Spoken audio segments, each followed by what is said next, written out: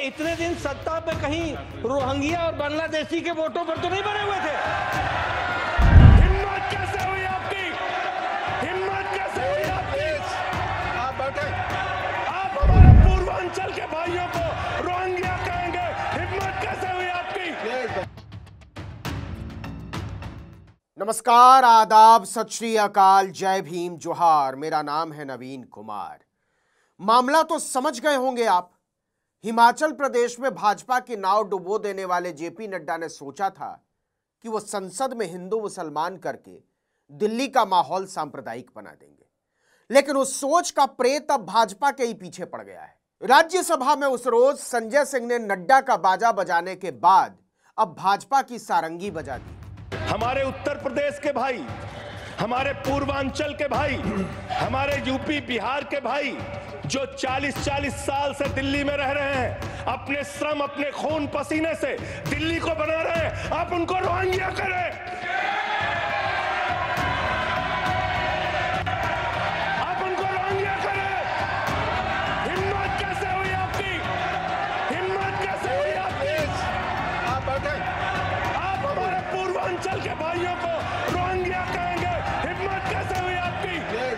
भाजपा ने सोचा था कि संसद का सत्र खत्म होने के बाद बात भी खत्म हो जाएगी, लेकिन जेपी नड्डा के बड़बोलेपन ने नरेंद्र मोदी से लेकर अमित शाह तक को फंसा दिया है। आम आदमी पार्टी ने प्रेस कॉन्फ्रेंस करके मोदी शाह पर हमला बोलते हुए कहा कि बांग्लादेशियों और रोहिंग्याओं को तो सबसे ज्यादा अपने माथे पर बैठाया है आपने। आप उन्हें वापस भेजने की बजाय उनकी आरती उतारते रहे। हरदीप पुरी को पता है कहां है बांग्लादेशी, अमित शाह को भी पता है बांग्लादेशी कहां है। बक्करवाला में बसाया ईडब्ल्यूएस कॉलोनी में, जाके वहां पकड़ लो जो बांग्लादेशी रोहिंग्या इलीगल माइग्रेंट्स तुमको मिलते हैं। जो भी अवैध रूप से भारत में रह रहा है बांग्लादेशी और रोहिंग्या, उसको तो तुमने बक्करवाला में बसाया है। ये तो चिल्ला चिल्ला के कह रहे हो 2022 से। अगर उनपे कार्रवाई करनी होती तो 22 से लेकर अब तक कार्रवाई करते। संजय सिंह केंद्रीय मंत्री हरदीप पुरी का 3 साल पुराना वो ट्वीट भी निकाल लाए जिसमें उन्होंने कहा था कि हम रोहिंग्या बांग्लादेशियों को किसी तरह का कोई कष्ट नहीं होने देंगे, हर तरह की सुविधा और सुरक्षा मुहैया कराएंगे। तुमने ही तो बसाया है रोहिंग्या बांग्लादेशी को, पता मैं बता दे रहा हूं। हरदीप पुरी ने भी बताया था, तुमने पढ़ा नहीं। 2022 का उनका ट्वीट है। India has always welcomed those who have sought refuge in the country. In a landmark decision, all Rohingya refugees will be shifted to EWS flats in Bakkarwala area of Delhi. They will be provided basic amenities, UNHR, HCR IDs, and round the clock daily police protection। यह हरदीप पुरी ने 2022 में कहा है कि Delhi police की सुरक्षा 24 घंटे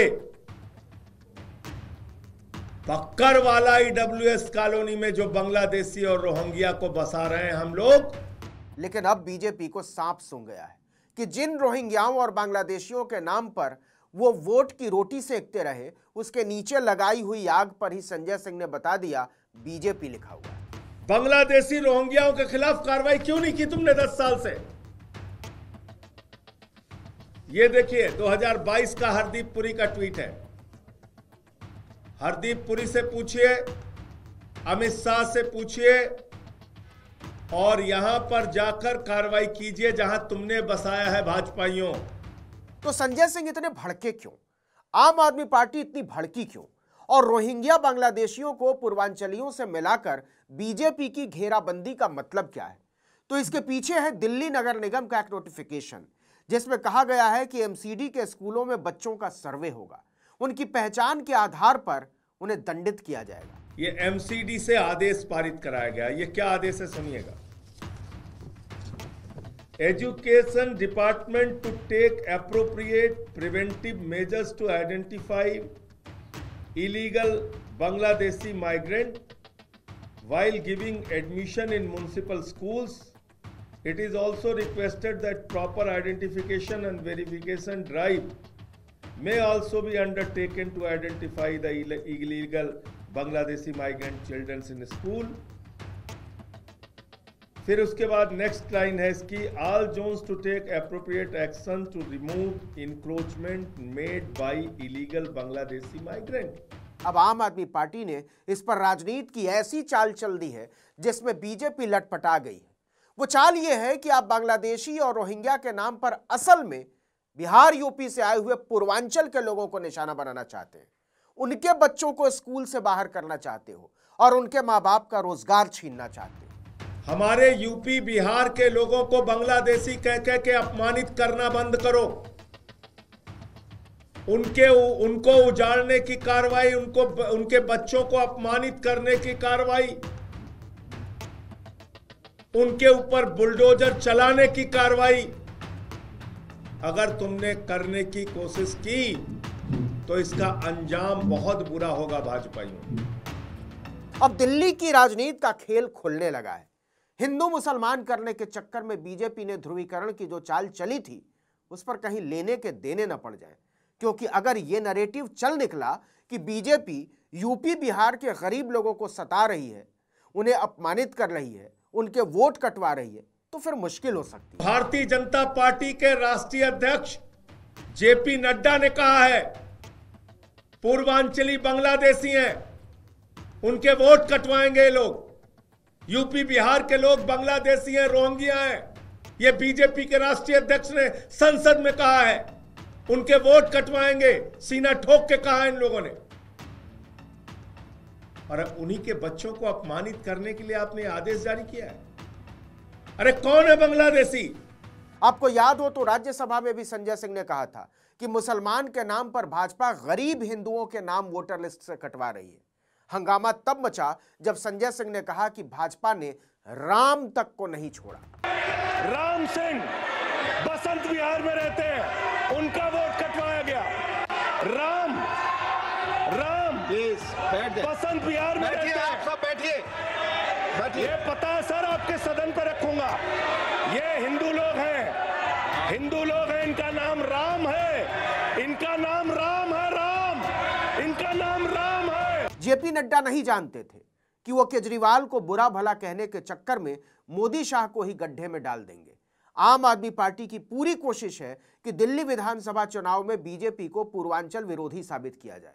अगर ऐसा हुआ तो इसका असर केवल दिल्ली तक सीमित नहीं रहेगा, यूपी और बिहार तक की राजनीति पर इसका असर पड़ेगा, खासकर बिहार में जहां अगले साल विधानसभा के चुनाव होने। अब रेडी पटरी पे दुकान लगा के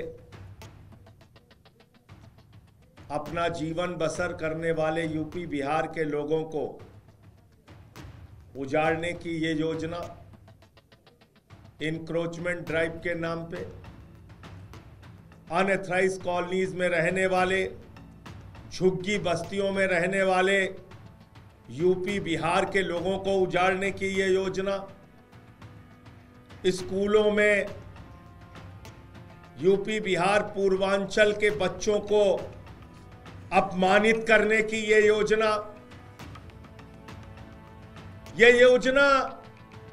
पूर्वांचलियों के खिलाफ है। आम आदमी पार्टी ने चुनौती दे डाली है कि अगर उसने बिहार, उत्तर प्रदेश, पूर्वांचल के लोगों को अपमानित करना नहीं छोड़ा, उनके बच्चों को स्कूल से बाहर करने का इरादा नहीं छोड़ा, उन्हें वोटर लिस्ट से बाहर निकालने की सोच नहीं छोड़ी, तो अंजाम बहुत बुरा होगा। मैं भाजपाइयों से कहना चाहता हूं, अपना दिमाग ठीक करके बिल्कुल होश में रहो।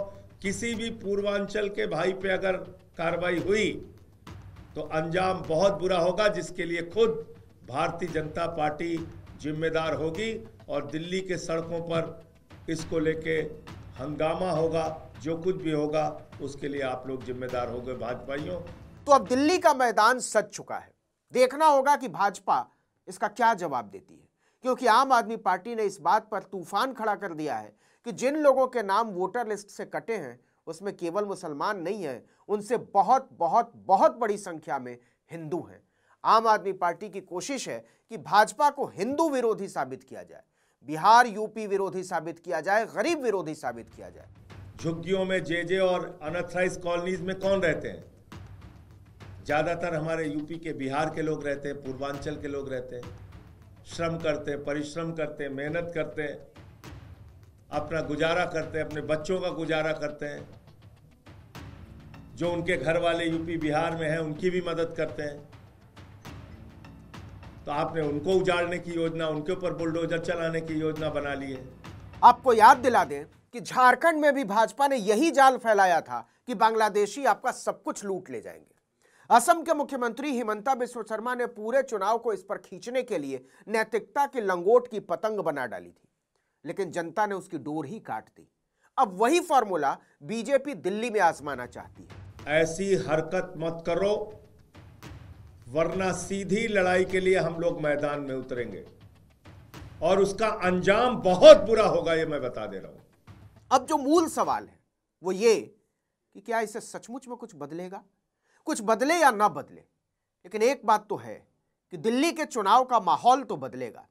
भाजपा के लिए दिल्ली का चुनाव इस बार भी लगता है हलवा नहीं होने जा रहा है। जरा सोच कर देखिए, अगर लगातार 7वीं बार बीजेपी दिल्ली में हारी तो यह हार किसकी होगी? बीजेपी की या नरेंद्र मोदी की? इस वीडियो में इतना ही, लेकिन अगर आपने आर्टिकल 19 इंडिया को अब तक सब्सक्राइब नहीं किया है तो फौरन कर लीजिए, बेल आइकॉन दबाइए, घंटी जैसी आकृति लाइक कीजिए और कमेंट करके बताइए हमारा वीडियो आपको कैसा लगा। हमारा ट्विटर हैंडल है आर्टिकल 19_इंडिया और मेरा ट्विटर हैंडल है नवीन जर्नलिस्ट। नमस्कार।